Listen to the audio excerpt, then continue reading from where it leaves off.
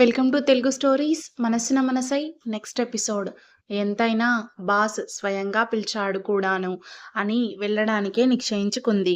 Bank staff అంతా కలిసి డబ్బులు వేసుకొని మంచి తంజావూరు పెయింటింగులు కొన్నారు. పెళ్లి కూతురు సునీత సున్నితంగా నాజూగ్గా బాగుంది. దివాకర్ మంచి అమ్మాయినే పట్టుకున్నాడు.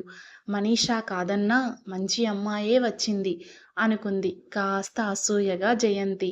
అందరితో పాటు వీళ్ళంతా మా బ్యాంక్ స్టాఫ్ అని పరిచయం చేశాడు తప్ప ఒక్కొక్కరిని చెయ్యలేదు. అది కాస్త అసంతృప్తి అనిపించింది జయంతికి. దివాకర్ జయంతిని అస్సలు పట్టించుకోలేదు.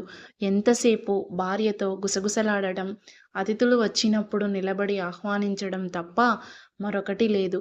పెద్ద గొప్ప మురిసిపోతున్నాడు పెళ్ళాన్ని చూసుకొని అనుకుంది. మనీషా కూడా చేతిలో ఏదో పెద్ద ప్రెజెంట్ పట్టుకొని వచ్చింది. మనీషాని మాత్రం అట్టహాసంగా ఆహ్వానించి పరిచయం చేశాడు. తామిద్దరూ కేవలం మంచి స్నేహితులం అన్నంత ఈజీగానే ప్రవర్తించాడు. మనీషా కూడా నవ్వి చెయ్యి కలిపి చనువుగా పలకరించి మనస్ఫూర్తిగానే మంచి భార్య దొరికినందుకు అభినందించింది. పెళ్లిలో దివాకర్ బంధువులు అందరూ డబ్బున్న వాళ్ళలానే ఉన్నారు. అందరూ బాగున్నారు. ఖరీదైన మనుషులే వచ్చారు. స్నేహితులు. మంచి సూట్లో స్మార్ట్గా ఉన్న దివాకర్ను చూసి తను పంతానికి పోయి అతన్ని నిరాకరించి పొరపాటు చేశానన్న భావంతో జయంతికి పదే పదే అనిపించింది. పెద్ద గొప్ప చూపించి ఆత్మాభిమానం అనుకుంటూ వద్దంది అప్పుడు. తగిన శాస్తి బాగానే జరిగింది. దివాకర్తో పెళ్లి జరిగితే ఇంట్లో గొడవలు తలెత్తేవి కావేమో. శేషగిరిలా దివాకర్ డబ్బు మనిషి కాదు కదా. అతనికి ఇంటి బాధ్యతలు కూడా లేవు. తామిద్దరూ హాయిగా వేరే కాపురం పెట్టి సుఖంగా ఉండేవారేమో. జయంతి మనసు చాలా పొరపాటు చేశానని మందలించింది. దాంతో జయంతి మూడాఫ్ అయ్యింది. దివాకర్కి కనుక అందమైన భార్య రాకపోతే సంతోషంగా ఉండేదేమో. ఏమైనా పెళ్ళికి వెళ్ళొచ్చాక ఆమె మూడ్ మరింత పాడయింది. అసలే పెళ్ళికి వెళదాం రమ్మంటే రానన్న శేషగిరి మీద కోపంతో సగం మూడాఫ్. పెళ్లి కూతుర్ని చూశాక పూర్తి మూడాఫ్ అయింది జయంతికి. అంతకు ముందు రోజు సాయంత్రం ఆఫీసు నుంచి ఇంటికి వచ్చి 5,000 శేషగిరికి ఇస్తూ, తీసుకోండి డబ్బు. దీనికోసమేగా నాతో మాట్లాడటం మానేసి సాధిస్తున్నారు. ఇదిగో జీతం. దీనికోసమేగా నన్ను చేసుకున్నారు అంటూ దెప్పుడు డబ్బు శేషగిరి ముందు మంచం మీద పడేసింది. శేషగిరి సూటిగా ఆమె వంక చూసి ఈ పని ముందే చేయాల్సింది. ఇంత రాద్ధాంతం అనవసరం. ప్రతి నెల గొడవ పడకుండా జీతం తీసుకొచ్చి ఇయ్యి. కరుకుగా అంటూ డబ్బు తీసి లెక్కపెట్టి ఏమిటి 5,000? ముష్టి 5,000 ఇస్తారా? నీ టేక్ ఆఫ్ హోమ్ పే ఎంతో అసలు? నీ జీతం, పిఎఫ్ ఎంత? అన్నీ సరిగ్గా చెప్పు. నా లెక్క ప్రకారం హోమ్ పే ఎంతో అసలు? నీ జీతం, పిఎఫ్ ఎంత? అన్నీ సరిగ్గా చెప్పు. నా లెక్క ప్రకారం నీకు 10,500 ఉండాలి. మిగతాది కార్డ్స్ పోగా టేక్ హోమ్ పే ఇంతేనా? నిలేస్తూ ప్రశ్నించాడు. అతడడిగిన తీరుకి చిర్రెత్తింది జయంతికి. ఈ ప్రశ్న ఎలాగో తాను తప్పించుకోలేదు. ప్రతి నెల ఓసారి జవాబిస్తే ఊరుకుంటాడేమోననిపించి ఈ లెక్కలన్నీ మీకు విన్నవించుకోవాలా? డబ్బిచ్చిందే కాక హేళనగా అంది. అయితే వినండి. నా పిఎఫ్ 2,000, ఇన్సూరెన్స్ 1,000, మిగిలింది ఇది. ఏం లెక్క సరిపోయిందా? ఇది కూడా ప్రతి నెల ఇంతే ఖచ్చితంగా ఇస్తానని ఏం లేదు. నాకో చీరో, నగో, ఇంకేవో కొనుక్కోవాలనిపిస్తే ఇంకా తగ్గుతుంది. అంచేత లెక్కలు అడగడం మానేసి ఇచ్చింది తీసుకోండి. ఈ 5,000 నా బోర్డింగు, లాడ్జింగులకి ఎక్కువేలేండి అని కూడా చేర్చింది. వ్యంగ్యంగా శేషగిరి మొహం ఎరుపెక్కింది. అంటే ముష్టి ఇస్తున్నాననుకుంటున్నావా? ఇష్టం వచ్చినట్లు పేలుతున్నావు. పెళ్ళయ్యాక భార్య జీతం పైన భర్తకి హక్కుంటుంది. అది తెలుసుకో. ఆహా అలాగా? ఎక్కడ రాసుందో అలాగా? ఆ విషయం ముందే ఖచ్చితంగా చెప్పినట్టు లేదు మీరు. మంట కాస్త ఎగదోసింది. ముందు చెప్పాల్సిందేం లేదు. అది అండర్స్టాండింగ్ పాయింట్. ఓహో నాకది తెలీదులెండి. పెళ్ళాలు ఉద్యోగాలు చేసి భర్తల చేతిలో డబ్బులు పోయాలని ఇద్దరి మధ్య అండర్స్టాండింగ్ ఉంటే అది అండర్స్టాండింగ్ పాయింట్ అవుతుంది. మరి కాకపోతే మిమ్మల్ని ఆఫీసులకి వెళ్ళనిచ్చేది మీరు జల్సాలా చెయ్యడానికా? ఇంట్లో పని పాటలు సరిగ్గా చక్కదిద్దుకోకపోయినా అవస్థలు పడుతున్న భర్తలు ఎందుకు సర్దుకుంటున్నారు? ఈ డబ్బు కోసమే. అది తెలుసుకో. ఈ వాదనలు అనవసరం. తక్కిన అందరి సంగతి నాకనవసరం. నాకు నీ జీతం కావాలి అంతే. మళ్ళీ నెల నుంచి పీఎఫ్ కాస్త తగ్గించు. అంతా కడితే ఖర్చుకి సరిపోదు. తరువాత నీ సొంత ఖర్చుకి 1000 ఎందుకు? 500 చాలు. బస్సుకి, టీలకి, ఆటోలకి వగైరా అది చాలు అని చెప్పడానికి మీరెవరు? నాకెంత కావాలో తేల్చుకోవాల్సింది నేను. ఎంతైనా ఇంతైనా ఇచ్చానని సంతోషించండి. పీఎఫ్ తగ్గించను. వచ్చిందంతా ఏ నెల ఆ నెల ఖర్చు పెట్టేస్తే నా అవసరాలకి రిటైర్ అయ్యాక కావాల్సి ఉంటుంది. అది తగ్గించే ప్రసక్తి లేదు ఖచ్చితంగా అంది. శేషగిరి కాసేపు ఆలోచించాడు. ప్రొవిడెంట్ ఫండ్ ఎక్కువ కడితే సేవ్ అవుతుందిలే. పోనీ ఎంతొచ్చినా ఖర్చు అవుతూనే ఉంటుంది.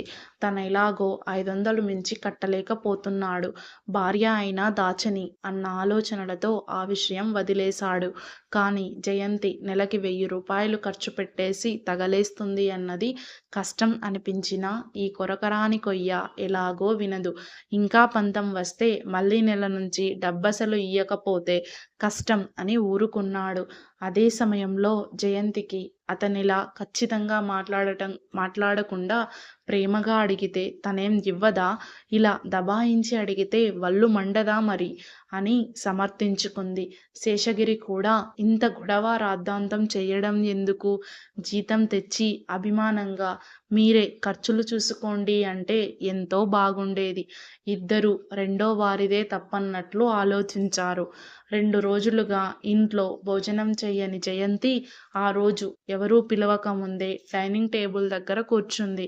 ఎవరన్నా కాస్తైనా ఆశ్చర్యం కనపరిచినా, ఏ చిన్న మాట ఎత్తినా నా తిండికి డబ్బిచ్చాగా అందుకే నాకూ హక్కుంది అని చెప్పాలని చెప్పి కసి తీర్చుకోవాలనుకుంది.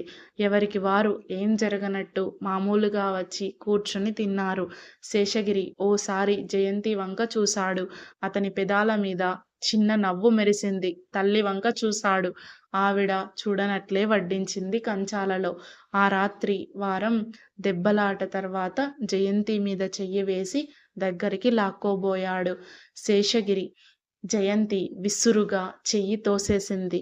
ఏయ్! ఏమిటా కోపం నీవు? ఇలా దెబ్బలాడుకుంటూ కొట్టుకోవడానికా మనం పెళ్లి చేసుకుంది? అనునయంగా అన్నాడు. ఓ! జ్ఞానోదయం ఆలస్యంగానైనా అయినట్లుంది. జ్ఞానోదయం అయ్యిందా లేక ఆడదాని అవసరమా ఇది? జయంతి ఎకసెక్కంగా అంది. లేక చేతిలో డబ్బు పడిన ఆనందమా ఇది? అని కూడా చేర్చింది. అప్రయత్నంగా శేషగిరి చెయ్యి తీసేశాడు. జయంతి డిసప్పాయింట్ అయింది. అతను బుజ్జగించి ప్రసన్నరాలుని చేసుకోకుండా చెయ్యి తీసేసేసరికి నిరాశకి లోనయింది. దమయంతి అమ్మా! అంతా మొగుణ్ణి ముందు మంచి చేసుకో అంటారు. ఇద్దరి మధ్య సామరస్యం లేకుండా కాపురం ఎలా సాగుతుంది? అని బుద్ధులు చెప్తారు. కానీ ఇతనితో తనెంత ప్రయత్నించినా మంచిగా ఎందుకు ఉండలేకపోతోంది? ఏదో అంటాడు. తనకి చిర్రెత్తుతుంది. అతనూ ఎగురుతాడు. మరీ మండుకొస్తుంది. తనకి ఎదిరించి జవాబివ్వకుండా ఉండలేదు. ఇద్దరి మధ్య ఓ అనురాగ బంధమే ఏర్పడలేదు. అతను తన వాడని, ఈ ఇల్లు తనదనే అనిపించడం లేదు. అలా అనిపించడానికి అతనేమీ కృషి చెయ్యడం లేదు. తామిద్దరూ వేరే ఉంటే పరిస్థితి ఇలా ఉండేది కాదేమో. ఇక్కడ ఇంట్లో తల్లి ఉండి వండి పెడుతూ ఇల్లు వాకిలి చక్కదిద్దుతుంటే అతను తన మీద దేనికీ ఆధారపడడం లేదు. ఇంట్లో ఎవరో గెస్టులా ఉంది తప్ప ఆ ఇల్లు తనది అని వాళ్ళు కూడా అనుకోవడం లేదు. ఏం చెయ్యాలి? ఏం చేసి శేషగిరిని తన వైపు తిప్పుకోవాలి? ఉక్రోషం వచ్చింది. తను అతన్ని గెలవలేకపోయింది. అతన్ని తన వైపు తిప్పుకొని తను చెప్పినట్లు వినేట్టు చేసుకోవడం ఎలా? ప్రేమగా దగ్గరికి తీసుకోవడం. అవసరంతో తప్ప దగ్గరికి రాడేమో. తన పని అయిపోగానే అటు తిరిగి నిద్రపోతాడు. ఇలాంటి మొగుణ్ణి చూస్తే ఏ ఆడదానికి మండదు. తన తప్పు కానట్లు అంతా అతని వల్లేనన్నట్టు సమర్థించుకుంది తనని తాను. శేషగిరి కూడా ఇదే ఆలోచనలో పడ్డాడు. జయంతిని ఎలా లొంగదీసుకోవాలో అతనికి అర్థం కాలేదు. ఇలా కొట్టుకుంటూ, తిట్టుకుంటూ ఈ కాపురం ఎన్నాళ్ళు చేస్తారు? ఇద్దరిలో ఎవరో ఒకరు సర్దుకోకపోతే పోను పోను మరీ దూరం పెరుగుతుంది.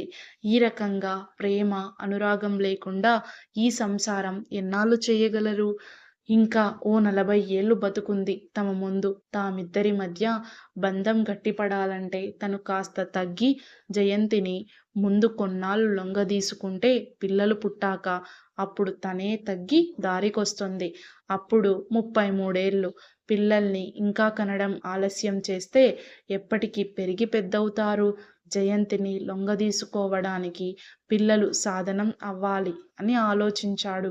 అహం పక్కన పెట్టి మళ్ళీ జయంతి భుజం మీద చెయ్యి వేసి తన వైపు తిప్పుకున్నారు. ఈసారి జయంతి ప్రతిఘటించలేదు. ఓ 10 రోజులు ఇద్దరూ కాస్త తగ్గి గొడవలు పడకుండా గడిపారు. ఓ ఆదివారం సినిమాకి వెళ్ళొచ్చారు. ఆ సినిమాకి వెళ్లే ముందు చిన్న గొడవ. శాంతిని మనతో తీసుకెళ్దాం, పాపం దాన్నెవరు తీసుకెళ్తారు అన్నాడు. మీ అమ్మని కూడా పిలవండి అంది వ్యంగ్యంగా జయంతి. శేషగిరి ఏదో అనబోయేలోగా మనిద్దరం వెళ్ళాలనుకుంటున్నాం, ఇంకెవరన్నా వస్తే మీరు వాళ్ళు వెళ్ళొచ్చు ఖచ్చితంగా చెప్పేసింది. శేషగిరి వాదించకుండా ఊరుకున్నాడు. మరో సెలవు రోజు డిన్నర్కి బయటికి వెళ్దాం అంది. ఊరి చివర రాజస్థానీ డాబా బాగుంటుందని, రాజస్థానీ వంటకాలతో బాగుంటుందని ఎవరో చెప్పడం విని జయంతి ఆదివారం అక్కడికి ప్రోగ్రాం వేసింది. అబ్బా, అంత దూరం ఎందుకు? లెద్దు, చాలా ఖరీదట అక్కడ. ఇద్దరికి ఓ 500 వదులుతాయి అన్నాడు శేషగిరి అలవాటైన ధోరణిలో. జయంతి చురచురా చూసింది. జయంతి మొహంలో కోపం చూసి కావాలంటే ఏ మినర్వాకో వెళ్ళి దోసె, ఐస్ క్రీం తిందాంలే అన్నాడు. అబ్బే, దోశలు ఇంట్లో వేసుకుంటే తింటే ఇంకా బాగుంటుంది, ఖర్చవదు వెక్కిరింతగా అంది. ఛ, ఏ సరదా లేదు మనిషికి. ఎప్పుడూ డబ్బు లెక్కలు పెట్టుకోవడం తప్ప నా కర్మ కొద్దీ ఇలాంటి మొగుణ్ణి చేసుకున్నాను. ఇన్నాళ్ళు ఆగి చేతిలో మ్యాగజైన్ విసిరికొట్టి అంది. అబ్బా జయంతి, అర్థం చేసుకోకుండా ఏమిటా కోపం? నెలాఖరు 500 ఖర్చు, అంతేకాక మన ఇద్దరమే వెళ్తే బాగుంటుందా? అందరం వెళ్ళాలంటే ఓ 1000 రూపాయల పైనే ఖర్చు. మనలాంటి వాళ్ళం ఎఫర్ట్ చేయలేం, శేషగిరి నచ్చచెబుతూ అన్నాడు. అందరూ కట్టుకొని వెళ్ళాలని ఏం రూల్ లేదు. మనిద్దరం వెళ్దామని అన్నాను. కట్టుకున్న దానితో సరదాగా ఓ ఆదివారం ఎటన్నా వెళదామని అనిపించదా మీకు? మీరసలు ఏం మనుషులు? అసలు మనిషేనా? మీకేం ఫీలింగ్స్ అనేవి ఉండవా? అన్నీ ఉన్నాయి, డబ్బులే లేవు, శేషగిరి వ్యంగ్యంగా అన్నాడు. ఛీ, డబ్బు డబ్బు! మీకీ డబ్బు రోగం ఎప్పుడు తగ్గుతుందో అప్పుడే మన సంసారం బాగుపడుతుంది. అంతవరకు ఇంతే మన బతుకు. హ్యాండ్ బ్యాగ్ పట్టుకొని విసురుగా బయటకి వెళ్ళిపోయింది. ఒక్కర్తి ఆటో ఎక్కి లుంబిని పార్కులో వెళ్ళి ఓ బెంచీ మీద కూలబడింది. చుట్టూ ఎటు చూసినా జనం. అందరూ జంటలుగా, అందరి మొహాల్లో ఆనందం, సంతోషం. సెలవు రోజు ఫ్యామిలీతో సరదాగా గడపాలన్న ఆరాటం కనిపిస్తుంది. తన కర్మ, తనలా ఒంటరిగా ఎవరూ రారు. పెళ్ళయి భర్త ఉండి అందులో 2 నెలలైనా కాకుండా ఓ భార్య ఇలా ఒంటరిగా రావడం తన కర్మ. ఆవేశం, బాధ చుట్టుముట్టాయి. శేషగిరిని చేసుకొని తను చాలా పొరపాటు చేసింది. ఏదో అత్తగారు ఇంట్లో వండి పెడితే ఏ బాధ ఉండదు అనుకుంది తప్ప ఇంత దూరం ఆలోచించలేదు. తను పిచ్చిది, దురాలోచన లేదు. ఇన్నాళ్ళు ఆగి ఇలాంటి వాణ్ణి కట్టుకుంది. అంతే, తనకింతే రాసిపెట్టి ఉంది. తర్వాత నెక్స్ట్ ఎపిసోడ్ ఇంకా చాలా ఇంట్రెస్టింగ్గా ఉంటుందండి. Thanks for watching it. Please do like, share and subscribe my channel friends. Thank you.